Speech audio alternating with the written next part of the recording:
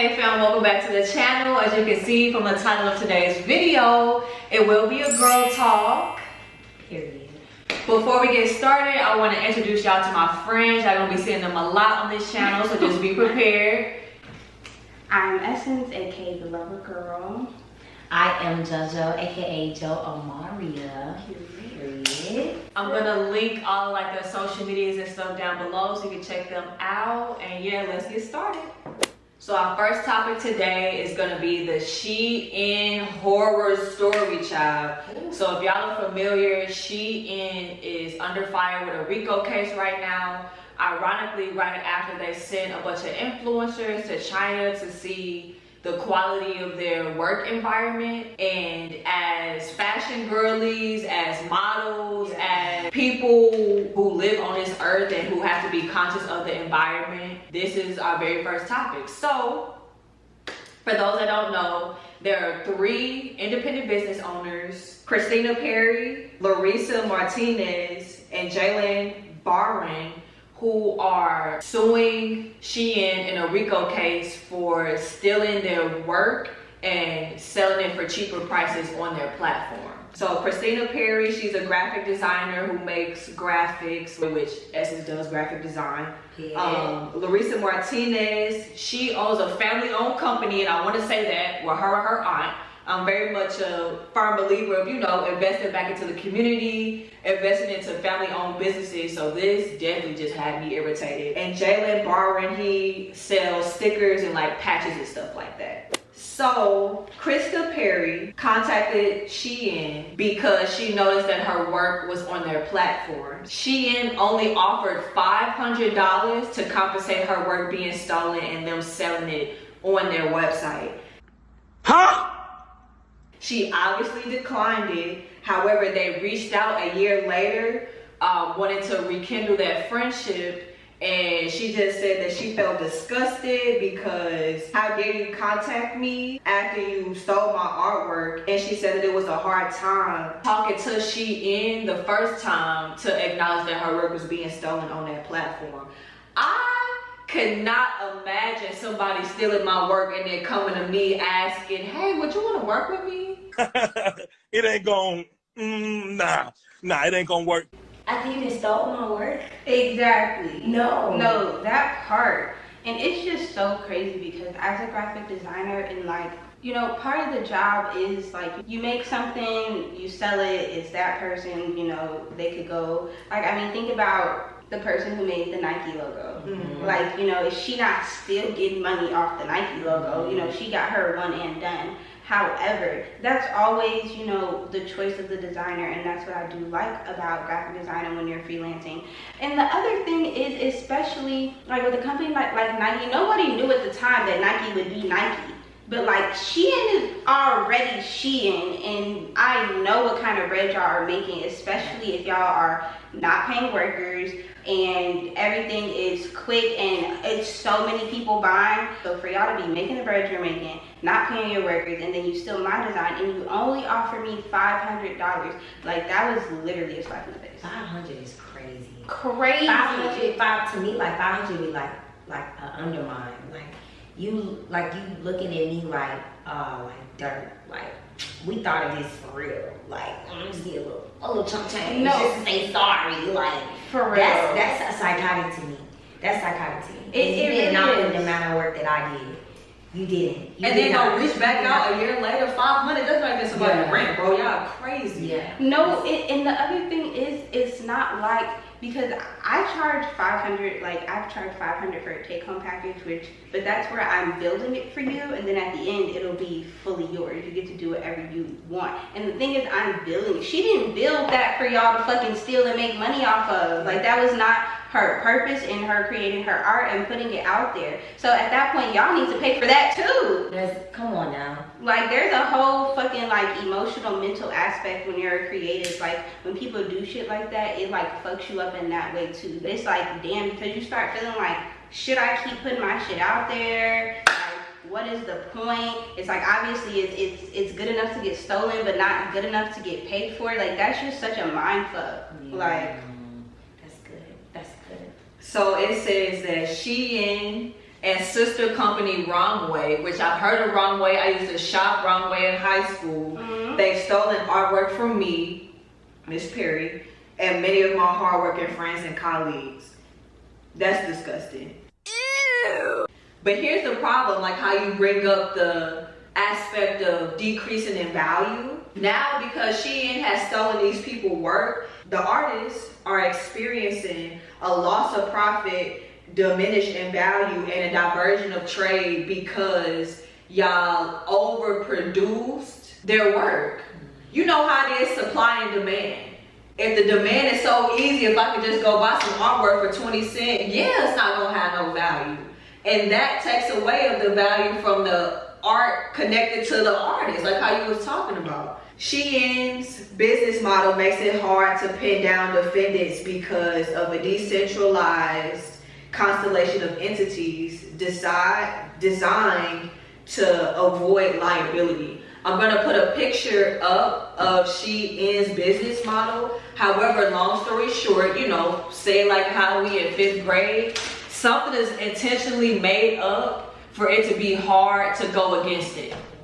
Like a brick wall. We can't get through a brick wall because it's designed to not be broken through. That's how Shein basically created its business model.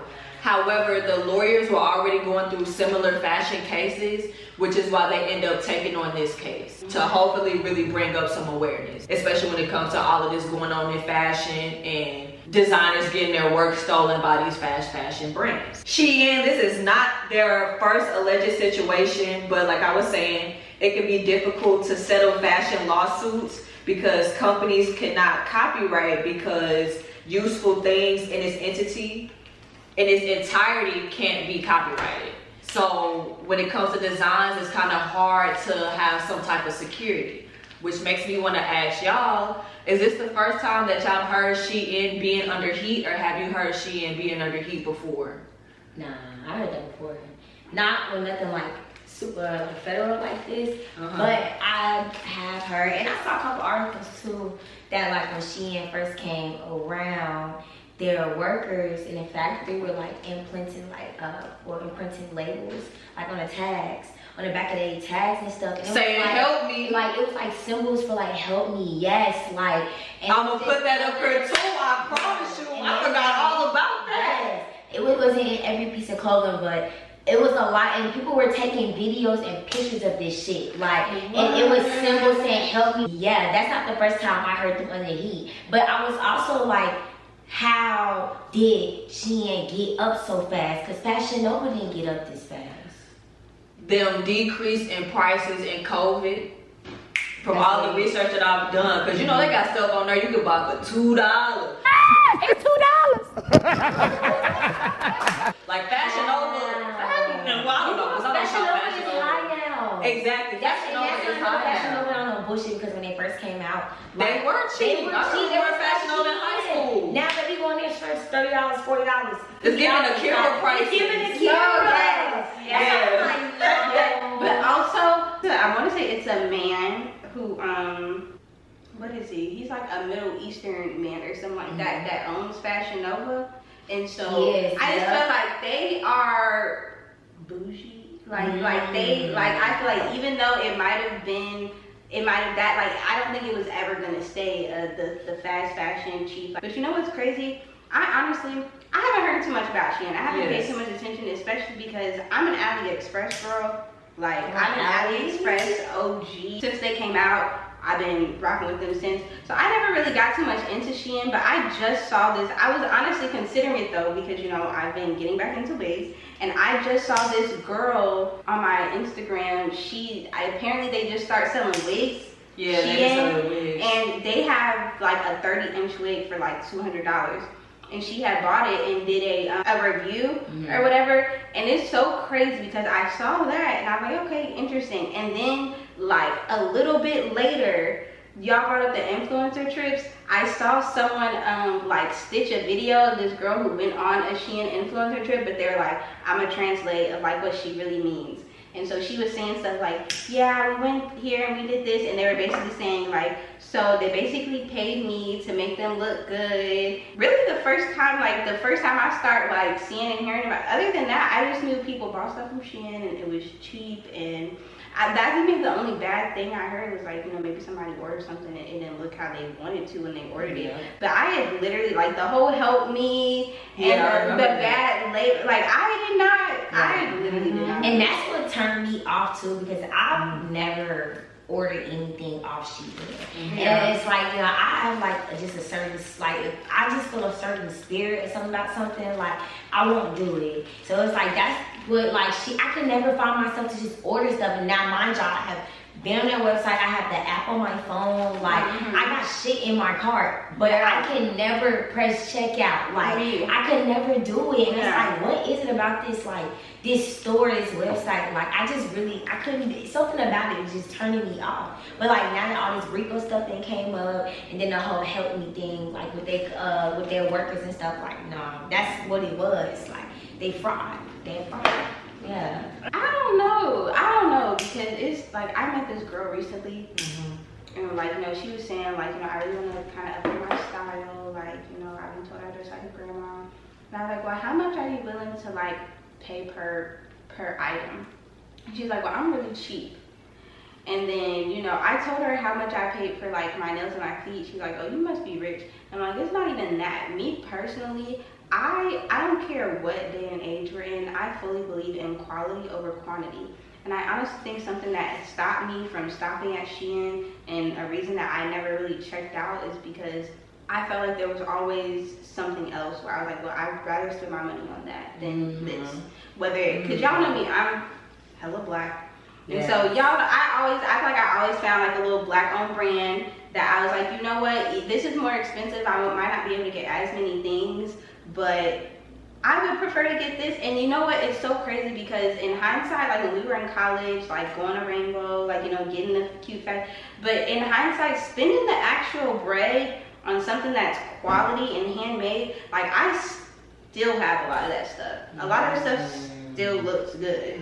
So I really think this whole quantity and the price being low over the quality is just, in the long run, I really don't even think it's worth it. For those of you that don't know what a RICO is, because a lot of us were surprised, like how is a fashion company getting caught with a RICO case? However, RICO stands for Racketeering, Influence, and Corruptions Organization Law. It was a law that came out in the 1970s.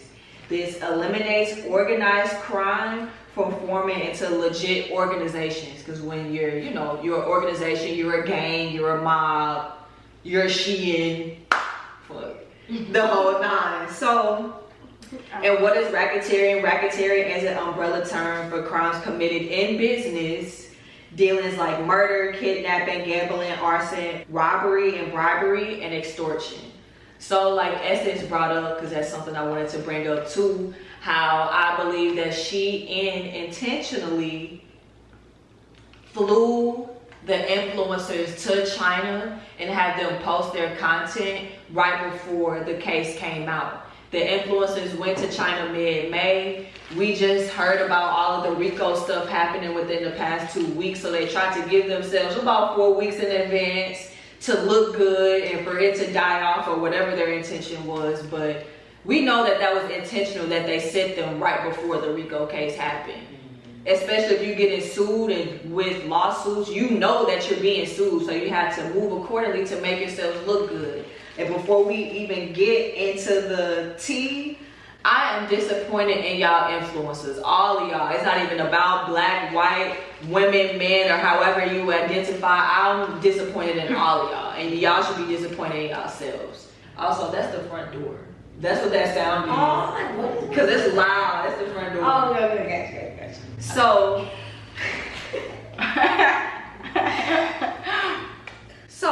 Shein is making this effort to save their image in the U.S. by sending Destine Sudin, I think that's how you pronounce her name, Danny Karabari, I think that's how you pronounce her name, and 3 other influencers. So for the trip details, it was all expenses paid, which means that they paid for you to stay, they paid for them to go out to China, and I'm pretty sure they accommodated with food at least.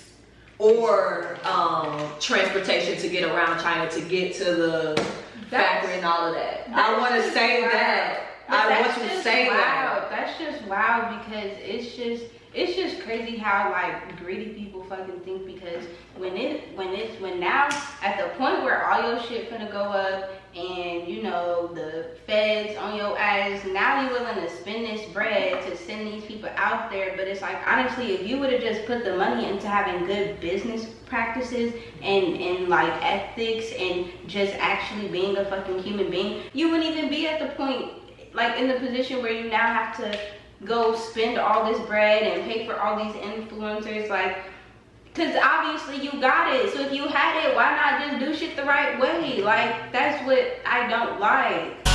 Don't like a snitch, nigga. That's that shit I don't like. The goal was to show influencers followers, and I want to say that too. The goal, who was the target audience for this goal? These influencers followers. They're trying to reach a mass of people. That's why they intentionally chose the diversification in all the people that they chose. Because I know it was some white girls.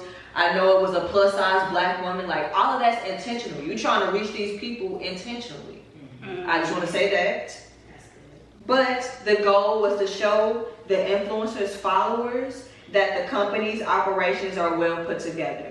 The result, of course, the influencers fell for. They were showing how clean the factories were. They were showing all of the workers smiling like this some Willy Wonka Oompa Loompa type thing. Why was that exactly what I was picturing though? Like, yeah. One girl even said that they weren't even sweating. We're the ones that's sweating. They weren't sweating. They had them to... I'll smack her. And of course, social media has been on an outrage, and the problem is that the influencers were participating in propaganda for a stunt used to mislead consumers. Say that one more time. The problem is they hired these folks to show their followers a false reality of what's going on. They made y'all believe something that's not true. But you know, here's the thing, and just hear me out. Because who did Shein and them piss off? Because the fact of the matter is, there are plenty of companies doing this. It's just, I feel like Shein is the company that's about to be made the example out of. So my thing is, because I mean, let's be completely honest, Shein is not the only company doing this. Shein is not the only company doing this. And they are not the only company that have faced, you know, allegations or rumors. However, they seem like, you know, they might just be dealt with this time around. Like, the court just might get their ass, which is why I say, like, you know, in a sense, it's like, who did they piss off, or who do they just not know well enough to call in the favor? Because we've had a lot of brands, Guess, Gucci, Dolce, H&M over the past years that have also been in heavy scandals, and not just with the stuff on socials, but with also factories and sustainability and testing. Even some of these makeup brands, even some of your favorite influencers that started brands, makeup brands, you know, and they are still alive, well, you know, making it do what it do. Well off than you. Let me say that. They're doing way better. Exactly. You know, still making their connections still. So my thing is, you know, yes, Shein obviously deserves to, you know, because they're wrong. But at the same time, why is it just Shein? Like, why isn't this, like, because, you know, one thing happened, a whole bunch of stuff happened, and all of a sudden we had the Me Too movement. You know, all the white women joined arms, but this is not only happening at Shein. So why aren't more companies getting exposed? Why isn't this a bigger thing? It seems to just be so focused on Shein. I do want to say we play a bigger part in that. So first, if you're a Black-owned business, Black-owned brand, and you don't necessarily have to sell clothes, even though today we were talking about clothes, please comment your brands down below. We would love to look into, support, comment, refer. Yes, I love a Black-owned brand. Have good customer service though, for real.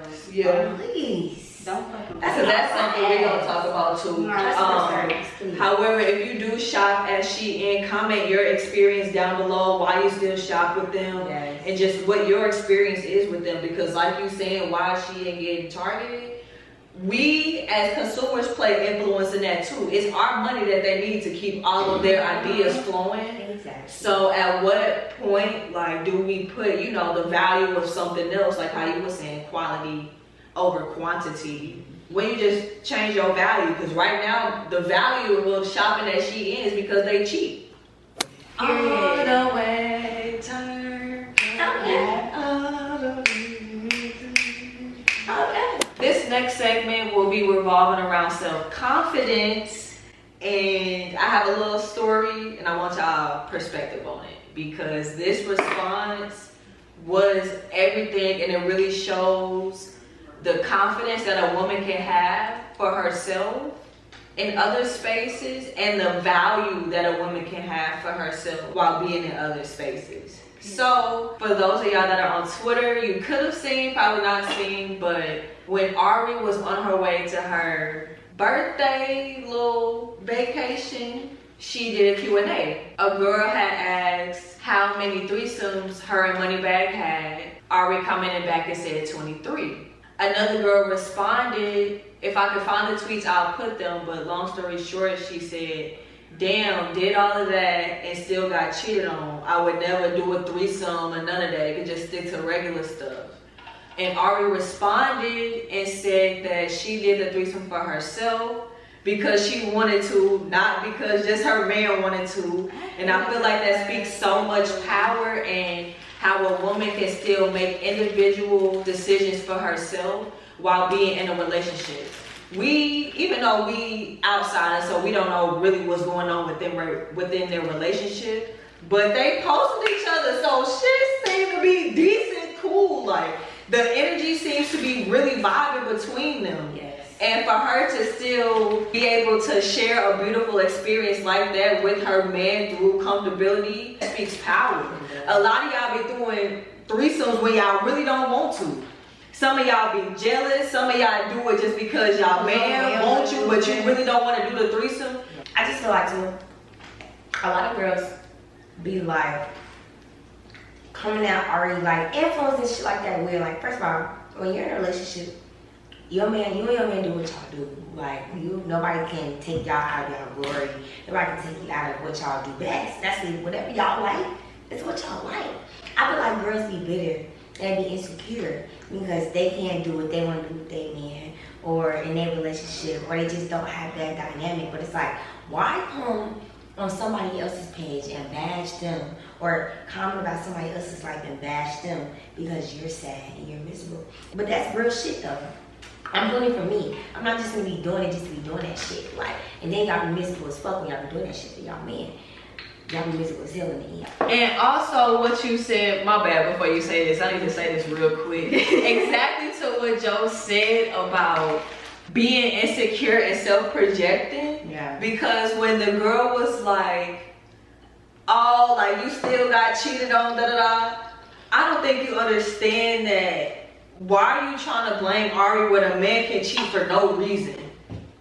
A man can have no valuable reason to cheat, but still gonna cheat just because. So blaming another woman, it's not giving girls. It's giving self-hate for real. Like, that's crazy. I hate that. Blaming her for getting cheated on? That's stupid, bro. Okay, no, but can we at some point talk about girls? I really want to talk about girls at some point, because we should talk about it. Good friend, bad friend. Yeah. Are you a girl's girl, or are you for the niggas? Because I feel like there are a lot of girls saying that they're girls, but y'all really are not. I'm siding with them. And I'm not gonna lie, not all y'all girls are worth being girls for, and that's a whole other topic. And Talk. Yeah, girls etiquette. Girls etiquette. Right. Literally. Because you bitches are backstabbers. Yeah. Y'all be tweaking. Y'all set Y'all are weirdos. Y'all set y'all day one up for it. I can't rap with you. I don't like it. That'd be too much for me. I'm kind of indifferent towards Ari, to be honest. I do feel like she has a bully streak to her, and I'm not that fond of bullies. But other than that, like, you know, what I really do say is I do like have a certain respect for her, because she took the, you know, G Herbo's baby mama. She really has done like a lot for herself, like outside of her being G Herbo's baby mama, and the fact that she is a mom. Like, I do think it's commendable, like what she has been able to make out of her life, especially being born and raised in Chicago, and myself, and being a female out here and from just all parts of the city. You know, like it can be hard. It can I'm in the ghetto. be a lot, and like to a certain extent you do have to be a bully, and so that's a whole other reason why, like, I think it's commendable that she's been able to still, you know, be herself, especially through this experience like you were talking about. Like, you know, it's a lot of vocalized niggas out here, and so me personally, with all the like hypersexuality, being cute, getting catcalled, I kind of more so feel I, like, you know, fall back, and I more so take the reserved route. But I think it is nice to know that there are girls like Ari who can still like really stand in their sexuality, stand in it and stand on it, regardless of them being in a relationship, regardless of, you know, what they've been through, where they've come from, their past relationships, all that stuff. I definitely think it's commendable, because every woman should be able to have that for herself if she wants it. And that's the other thing, especially about what you said, like, if that's what you want, that is what you want. That's what you want. And if it's not what you want, Don't do it. It's not what you want. And my thing is, it's a difference between, like, I don't know if that's what I want, I may be willing to try it, and I'm just really uncomfortable, but I'm willing to do it for you. Because one is healthy, one is not. The whole I'm uncomfortable but I'm willing to do it for you, not healthy. It's not worth You it. shouldn't be doing that. But if you're actually genuinely curious and you think you want to try something, another thing with that is set some boundaries. Like, that's a whole other thing. Have a safe word. I don't know. But, like, you know, sit down with whoever you think you're gonna be doing all this with and have a conversation. That's the other thing. Y'all are really open to doing the deed, but then y'all are not open to having no conversations. And I think that shit is weird. Bitch, disgusting. That shit is weird. If we about to fuck and have sex, we can sit here and talk about some boundaries, some safe words. right. And also, if you're really flaunting like you that girl, like if you're really that girl, you finna sit here and protect yourself. You finna sit here and have this mature conversation to let this man know what your boundaries is, how far you willing to go, safe words the full nine. Exactly. And expectations, especially because y'all be having a certain picture and idea of stuff, but then you don't want to explain it to the other person. And they don't know. They won't know unless you say something. And also, as you choose you and learn better from the mistakes that you made in the past, you will attract that same energy, so it won't be you always dealing with the same type of man. I know that's right. You have to speak into what you want. Yeah. You have to. We should talk about self-sabotage at some point. Yeah, because something I'm realizing is, like, yeah, you can attract that energy, but, like, if you push it away, then you just end up in such, like, a pitiful cycle. Yes. Because that's something I feel like I low-key be doing, but I feel like that's also because, like, I just have to have this sense of I'm controlling the situation, and I need to, like, really let that go. But I think that's a lot of the time why I be, like, just so sabotaging alone. But yeah, just with the whole Ari thing, I hope you all understand that when y'all be coming for her and responses like that, it comes from a place of insecurity, and as us literally being girls, like, we want to just offer y'all love, and I hope that y'all able to accept the space that y'all in so y'all can be able to move forward. How to be able to do that, things like setting boundaries, that's something we finna talk about, just setting boundaries to what you truly feel. That part. First, you gotta feel it. To be able to feel it, you need silence. You need to be able to trust your gut. if you moving around, always trying to be up under a nigga, just doing things that you don't need to do, you ain't gonna be able to hear because it's too much noise in the way. No, for real. It's okay to be alone. It's okay. It's so okay to be alone. alone. And honestly, it's okay to admit that you need to be alone and that you like being alone. Yes. Because I am someone who, Or if you don't like either. If Yeah, you need to be alone and exactly. don't like it, you gotta come on now. you gotta deal with that and sit with that, because that's definitely something that like I feel like I've been thinking about, because as a kid I was left alone a lot. And so as an adult, like I don't mind being alone, but I really have been asking myself lately, like, do I actually like being alone? Do I actually need to be alone? And all that stuff. And I'm realizing not only do I like being alone, I actually need to be alone. Yeah. I actually am someone who needs their space. Yes. And it's just so interesting because I thought, like, since I spent so much time alone that I would, you know, want to be around people a lot. But it's like, no. Like, if I could have the invisible cloak from I say that all the time. from Harry Potter, I wish I had that. I would always do that. no, literally, like I would just be, I would Yes. just move through life so invisibly, Yes. because I would like to feel like I'm the only person around. But like I realize I need that feeling sometimes. Like, but that's the other thing. I realize sometimes it's a feeling, and sometimes it doesn't have to be like an actual fact. Like I don't actually need people to like leave. I just like being in a room by myself, like that would suffice, because then I just feel like I'm the only person there. I don't actually like need people to like go like leave the house. Yeah. That kind of alone. Just being alone but not talking. Yeah. Right. Yeah. Getting comfortable with loneliness, because in this space you have to be alone so you can hear the things you need to hear so you can move forward. Exactly. Always asking what's next. Well, you're moving around so you can't hear what's next. But like we saying, setting boundaries. How to set boundaries. First, you have to identify what boundary you want to set. Again, so going back to the loneliness, you need to literally sit down. I don't know. Figure out what caters to you. Do you like to write stuff down? If you're a musician, maybe go play. Whatever you do, you need to do that. However, you need to set the intention that what you want to get out of it is boundaries that fit for you. As you play your instrument, I don't know, maybe you'll be able to come up with boundaries. You don't ever, once you get yourself cultivated in things that you enjoy, a lot of things can come to you. Yeah. But you have to ask yourself these questions so you can figure out boundaries. Boundaries where? Maybe start off with work, relationship, like see what's going on currently with your space, start off with that.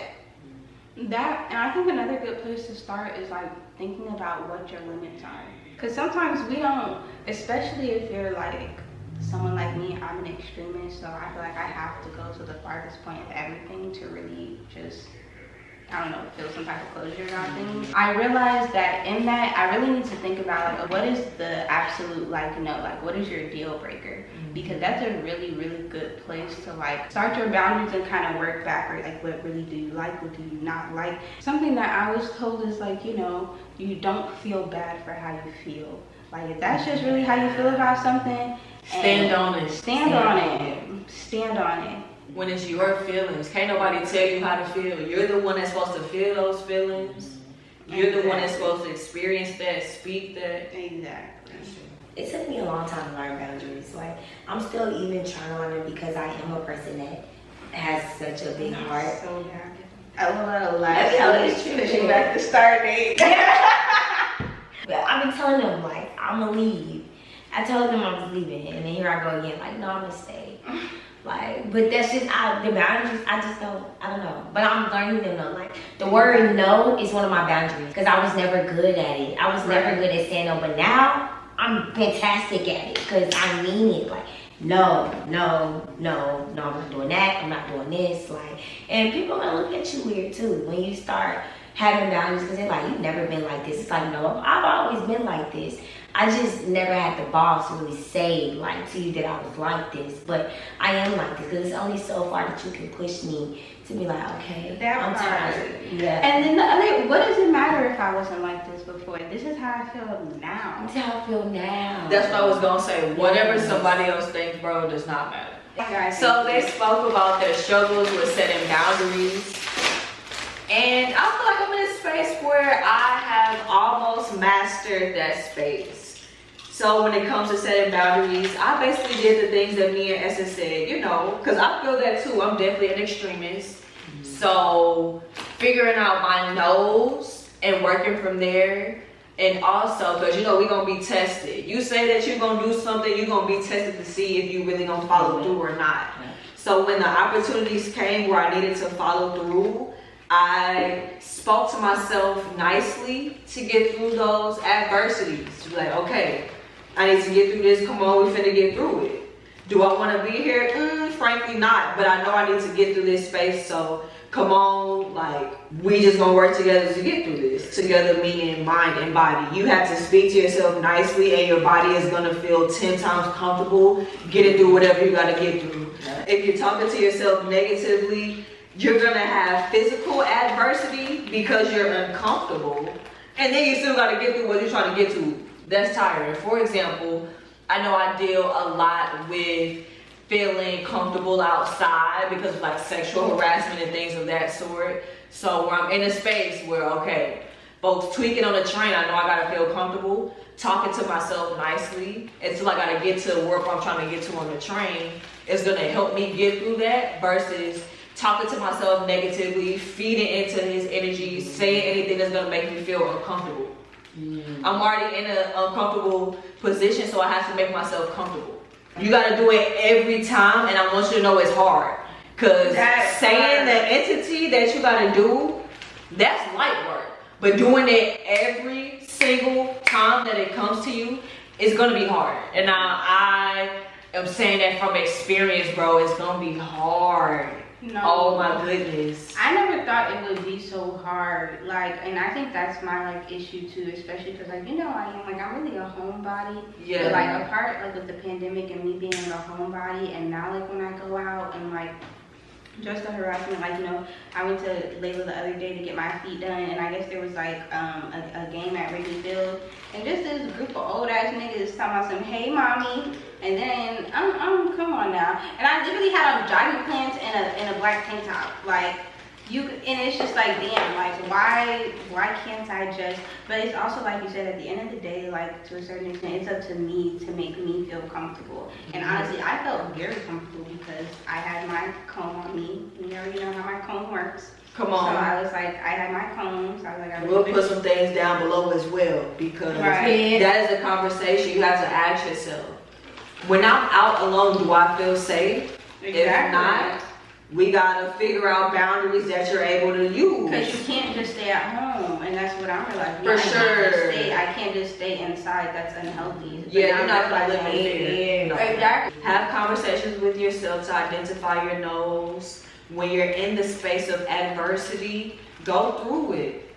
Be patient. Next month, we're gonna be talking about this. How to get through things with casual steps. You gotta be patient, but you gotta get through it. And you're gonna get through it every single time. Like literally when things are so chaotic or they feel too chaotic, like either mentally, emotionally, or even physically, you can literally just stop. Like you can just stop moving. You can stop, like you can just stop. Hold on. Say that one more time.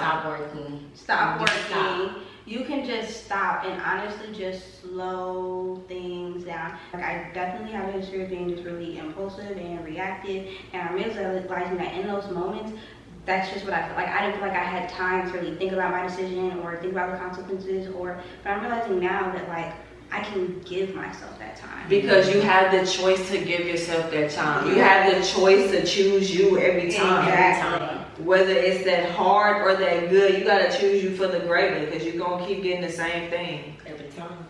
And if you don't work for it, bro, you're not.